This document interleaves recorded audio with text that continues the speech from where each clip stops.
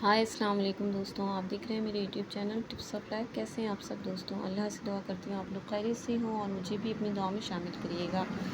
तो आज का जो वीडियो मैं लेके आई हूँ वो लेके आई हूँ फ्रेजेस एंड क्लॉजेस के ऊपर। तो फ्रेज़ क्या होती है और क्लॉज क्या होते हैं, तो आइए वीडियो शुरू करते हैं। बिस्मिल्लाहिर्रहमानिर्रहीम।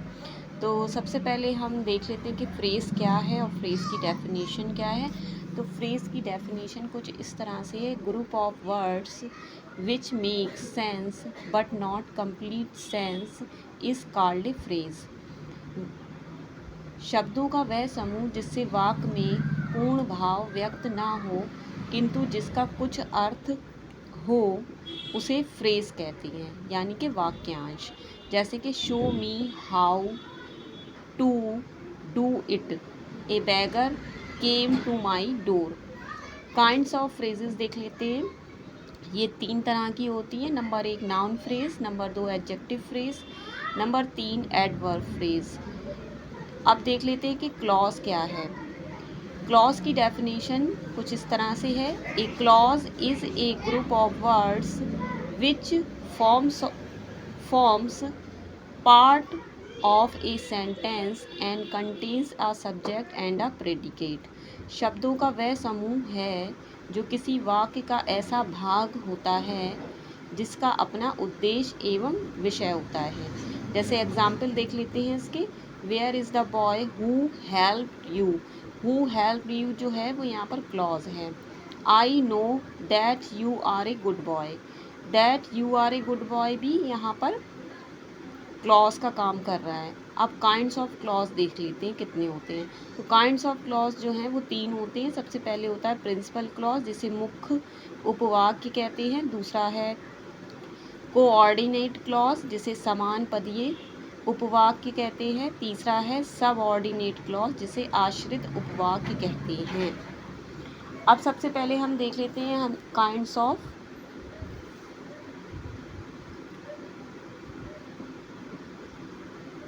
क्लॉज का पहला यानी कि प्रिंसिपल क्लॉज, मुख्य उपवाक्य, इसको देख लेते हैं। तो वह उपवाक्य जिसमें पूर्ण भाव व्यक्त ना हो और अर्थ स्पष्ट करने के लिए किसी अन्य वाक्य की आवश्यकता हो। जैसे if you read you will pass, Rama said that Ashok was a great king.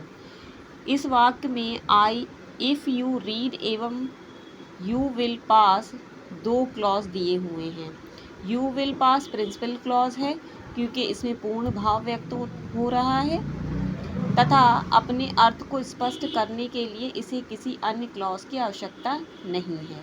If you read का भाव पूर्ण नहीं है, इसलिए यह प्रिंसिपल क्लॉज नहीं है। अब दूसरा देख लेते हैं कोऑर्डिनेट क्लॉज। कोऑर्डिनेट क्लॉज क्या है? वह क्लॉज है जिसमें ज्ञात होता है कि वह किसी प्रिंसिपल क्लॉज के समान दर्जे की क्लॉज है। यह एंड, बट और स्टिल आदि से प्रारंभ होता है। जैसे कि Rama came here but his friend went to Delhi.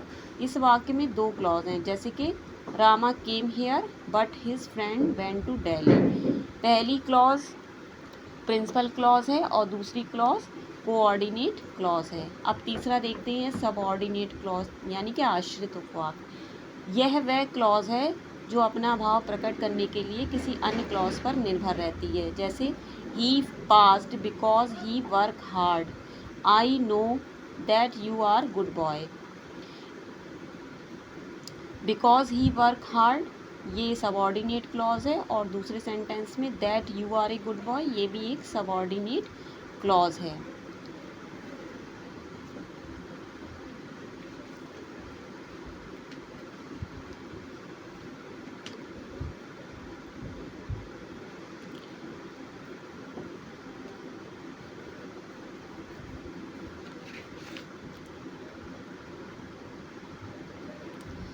अब उसके बाद हम चलते हैं, हमने नाउन क्लॉज पढ़ लिया है और नाउन क्लॉज के बाद हम देख लेते हैं कि एडजेक्टिव क्लॉज क्या है। एडजेक्टिव क्लॉज जो है उसे विशेषण उपवाक्य भी कहते हैं। वह क्लॉज जो एडजेक्टिव का कार्य करती है एडजेक्टिव क्लॉज कहलाती है। जैसे कि the time when he will come is not known, the fort which is in Delhi was built by Shahjahan. अब इसमें he will come in no come is not known जो है वो एडजेक्टिव क्लॉज है। और दूसरे सेंटेंस में the fort which is Delhi was built by Shahjahan, ये भी एक एडजेक्टिव क्लॉज है। उसके बाद थर्ड हम देख लेते हैं एडवर्ब क्लॉज। एडवर्ब क्लॉज को कहा जाता है क्रिया विशेषण उपवाक्य। वह क्लॉज जिसमें टाइम यानी कि समय, कंडीशन यानी कि शर्त, मैनर यानी कि कार्यविधि, प्लेस यानी कि स्थान, कंसेशन यानी कि रियायत, रीज़न यानी कि कारण, इफ़ेक्ट माने प्रभाव आदि भाव प्रकट होते हों। जैसे एग्जाम्पल देख लेते हैं, if you read you will get good marks, ये एक कंडीशन है। When he came here Rahul was sleeping, ये एक टाइम है। You may go where you like, ये एक प्लेस है। You may do as you please, ये एक मैनर है। तो इससे पता लगता है कि ये एडवर्ब क्लॉज है, एडवर्ब क्लॉज है। आई होप आज की वीडियो आपको पसंद आई होगी, और पसंद आए तो लाइक शेयर कमेंट करना बिल्कुल मत भूलिएगा। मेरे चैनल पे नए हैं तो सब्सक्राइब कर लीजिएगा।